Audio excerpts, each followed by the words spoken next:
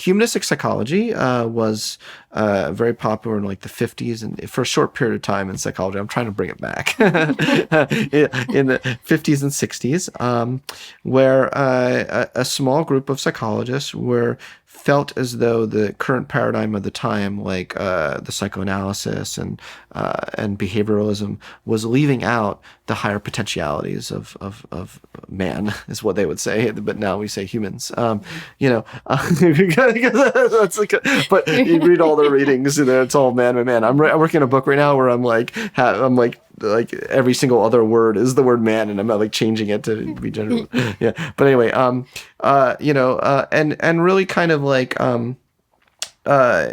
what is it to be a whole person? They're really interested in this idea of the whole person and self-actualization, and what does that really mean to bring all of our capacities together in full force to really be all that we could be, in life, and also realize our spiritual possibilities. They're very interested in as well, and ethical responsibilities. Like they're very big into responsibility and taking responsibility. Which Jordan Peterson talks he's about. He's a little bit obsessed with that. But humanistic psychologists were very interested in that as well, and you do like Irving Yalom is I'm a big fan of his as well. So the humanistic psychologist then kind of morphed into the existential humanistic psychologist, like Irving. Have you heard of Irving Yalom? I don't think so. He really wrote the textbook on existential psychotherapy. But he has found that in his practice, like the more the patients accept parts of themselves that they've prior have like shun away, that is a huge, you see huge growth in practice, as well as taking responsibility for your whole self, not just the sides of yourself you don't like. So I think that this humanistic perspective is deeply needed in the world today. And in fact, I would say it's different than positive psychology, even though I am partly a positive psychologist as well. I taught positive psychology at Penn, I worked with the founder of the field, Martin Seligman, at Penn, and ran something called the Imagination Institute with him. But even with all that said, I felt like even the field of positive psychology was missing some of these more human aspects, of humanity. So the humanistic psychologists were not so focused on happiness or even high performance. These days people are just constantly talking about happiness, high performance, like Tim Ferriss, right? He's like obsessed with high performance and greatness, he's obsessed. Like, everyone he talks to is like, how great are you? Let's figure out how great are you? But no disrespect to Tim Ferriss, I want to be on his podcast someday. But well, oh my gosh, this would be a fascinating conversation. Yeah, but I do have some criticism, legit criticisms of such an intense focus on greatness and status, Yeah. Humanistic psychologists were so interested in only two things: health and growth. That was their focus. Like how can we have the healthiest manifestation of our basic needs? Not shun away those needs, not to admit that like we don't, or not to say that like, the need for self-esteem is so destructive. Like we're just going to be these higher beings and just ignore that. Yeah, you see these people who run these sex cults, or like, that's in the news right now. This individual, or you see like people, these how many gurus have been enlightened, and have told their people, oh yes, I've risen above my need for esteem. Bullshit. Right. Really? You wouldn't have like abused all of your women if you didn't have they did not have a healthy integration. So I just love the humanistic psychologist emphasis on healthy integration of everything. Well, so what does that mean? Healthy integration. So you say growth, not leaving anything behind, but folding it into a higher level of something. So for instance, there's no reason to deny within us how much we enjoy when we get praised by others. We don't need to rise above it. We integrate it. So we find a job or we find something, like, do you really want to tell me the Dalai Lama, and maybe this is controversial, do you really want to tell me the Dalai Lama never, like, doesn't enjoy the Like he's never inside being like, oh, go on, I am the greatest. I don't know. Anyway, okay, but I don't want to start imitating him. But Oh no, but that's interesting because I mean, even chemically speaking, we're human. If you're human, yeah, because isn't that what the whole thing with dopamine is? Is that it's a chemical reaction, and reward, that's not social reward. Yeah, that's not something you can like suppress, really. Nor why would you want to? I just feel like people are constantly like even like sexual desires, like people who maybe grow up in very like religious households and they repress it, they become the kinkiest people when they become adults.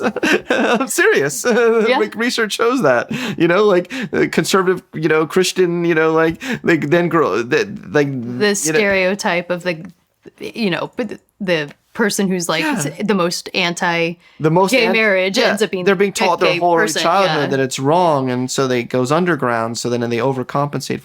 Look, I just think a healthy integration is not being ashamed of any of your quirks or desires, and it doesn't mean that you approve of them all.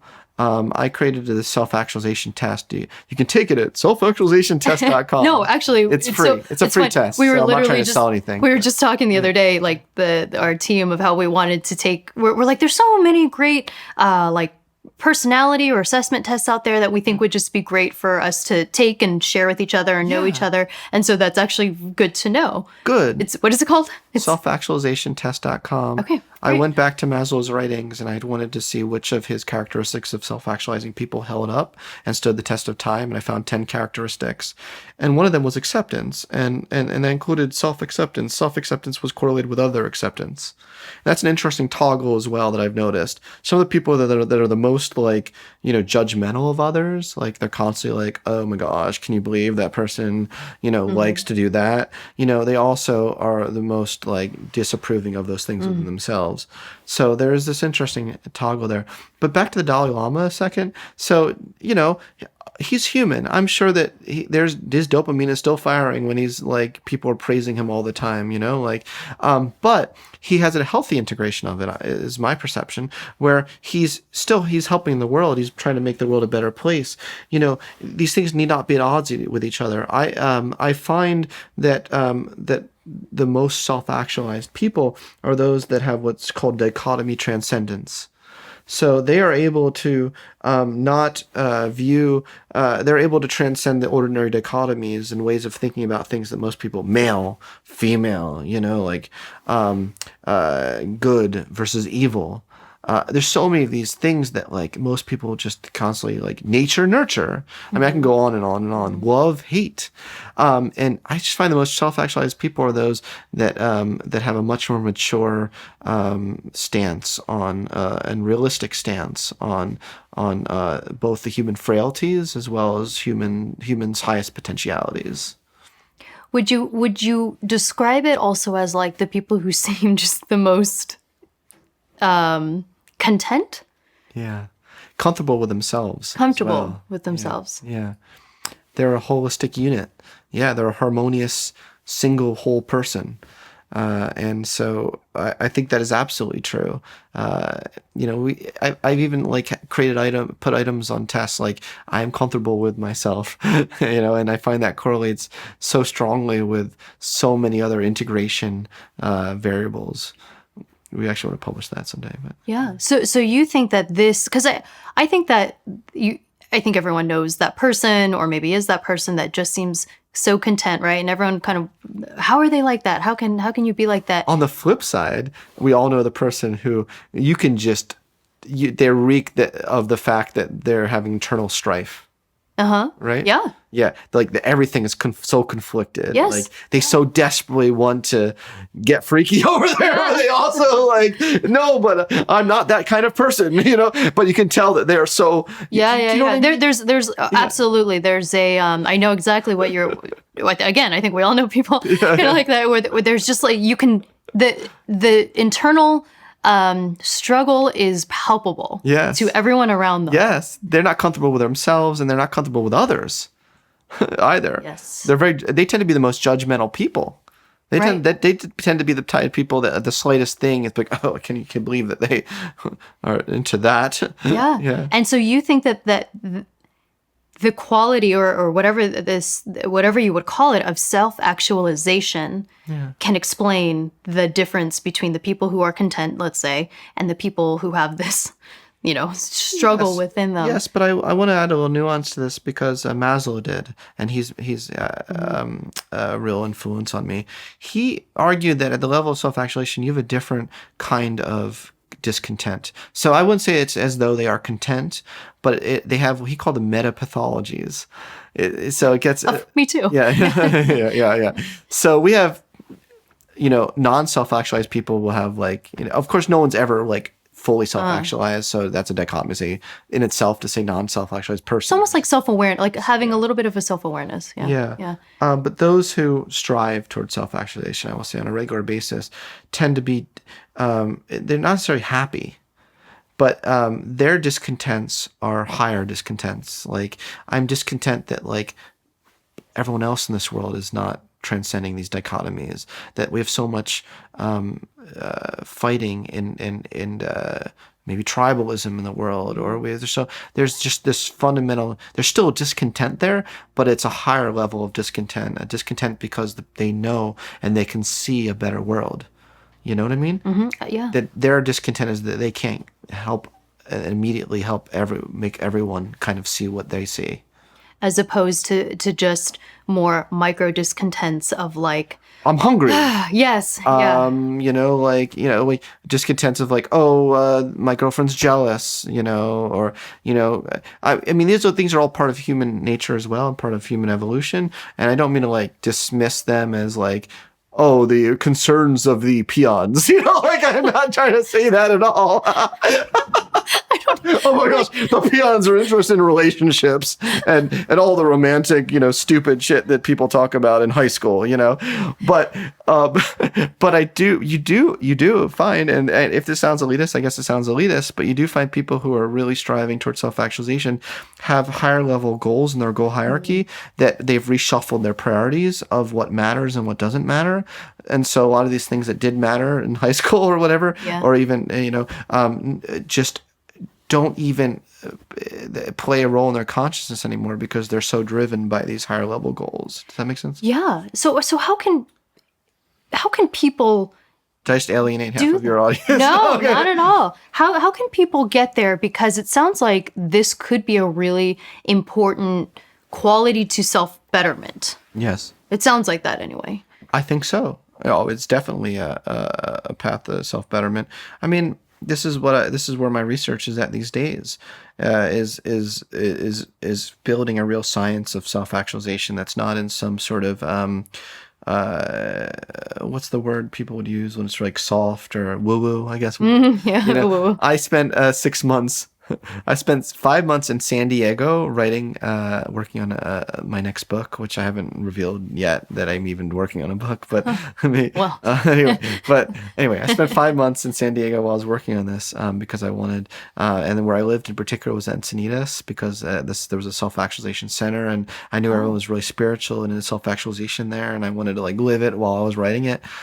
But what I saw a lot of there was a different kind of, I saw a very woo-woo form of self-actualization, like the chakras, all this stuff, that it even firmed up my commitment more that there needs to be a sturdy foundation of self-actualization, that and so I've been really committed to scientifically understanding what are the factors and characteristics that are most correlated with health and growth, the humanistic psychologists are talking about, and then what are the things that we can do to increase our daily sense of awe and wonder in the world. That's also been a topic I've been studying with David Yaden at Penn. We created the Awe Experience Questionnaire, trying to scientifically capture the experience of awe and wonder and you mean awe, AWE? Yeah.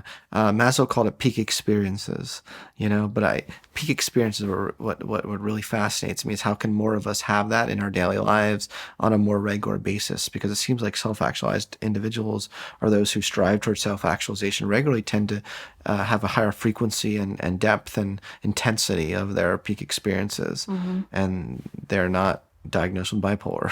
Yeah, because I know that you study a lot on just well-being. And it sounds like this fits in that conversation pretty strongly. Yeah. Is that right? Yeah, I think that I want to, in a lot of ways, democratize spirituality. Take it out, take this kind of feelings of oneness out of the church, and give people permission to have it in their daily lives. What you find is that people will go to church on Sunday and they'll feel great connectedness with all the members of their church, and then they'll leave church and they'll immediately get on Twitter and start yelling at someone with a different political view. I mean, it's like they forgot what they just learned in their church. The cliche joke is like everyone in church, feeling great, and then going into the parking lot and yelling at each other in the parking lot. But isn't that what we see today? Yeah. Oh, absolutely. Can I ask if there's a predicted release date on that? Oh, the book. Oh, boy, I haven't said this in public yet. So there is a date, but I haven't admitted it yet. Okay. Okay. Gotcha. Well, Scott, oh gosh, we'll have to have you back because I feel like I could pick your brain about so many other things, but is there anything else that you would like to... Time flies when you're in the Exploring Mind studio. Yes. Quote Scott Barrett Kaufman. This You put that on your blurb, This is like Exploring Minds in what would the term be? Realization? Well, it's like a time warp in here. Yeah. But no, actualizing. Because you really do explore minds. I do. It's my day job. Yeah. So and you really do too, by the way. Oh, thank you. Thank you. I hope so. You're great. We hope so. It makes it easy when our guests are, we try our best to get on guests that are, we always say, passionate, but also just like actually really knowledgeable about what they're talking about, and it makes our jobs very, very easy because all we want to do is learn.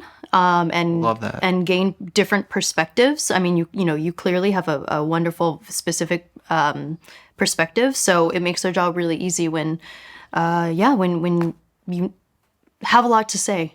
So thank you. Yeah. So is there anything else that you would like to touch on that we didn't while we have you this time around? We really hit some good things that I enjoyed talking about. So thank you. Good. Well, where can people find you? I mean, I know you have so much material out there, which is, I mean, you can kind of go down like this really great rabbit hole like I did with your stuff. So really, I put it all at scottbarrykaufman.com. You can take all my self-actualized tests. We didn't even talk about the light versus dark triad. How did we miss the white versus dark triad? I just realized that. Maybe we can if you have time. Maybe we can save that for another time. Yeah. It'll be I'll just whet the appetite of your audience.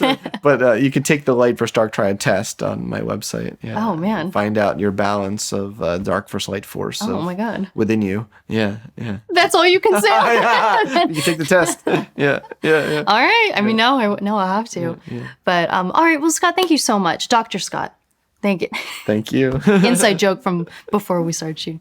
Honestly, thank you so much. This was wonderful. It's been a real honor, and I feel like it's all about integration, and I feel much more integrated after talking to you today. Thank you. Me too. Me too. Thank you so much. Thank you.